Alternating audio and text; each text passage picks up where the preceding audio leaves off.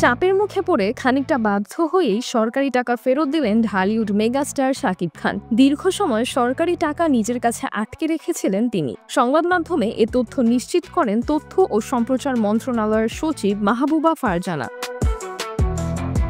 প্রায় ৩ বছর ধরে সরকারি টাকা আটকে রেখেছিলেন অভিনেতা। জানা যায় ২০২১-২২ অর্থবছরে মায়া সিনেমা নির্মাণের জন্য ৬৫ লাখ টাকা অনুদান পেয়েছিলেন শাকিব খান। সিনেমা শুরু করার জন্য ১৯,৫০,০০০ টাকার চেক শাকিব গ্রহণ করেন ২০২২ সালের ২১ আগস্ট। কিন্তু টাকা নেওয়ার পর ৩ বছর পার হয়ে গেলেও সিনেমার কাজ শুরু করেননি তিনি।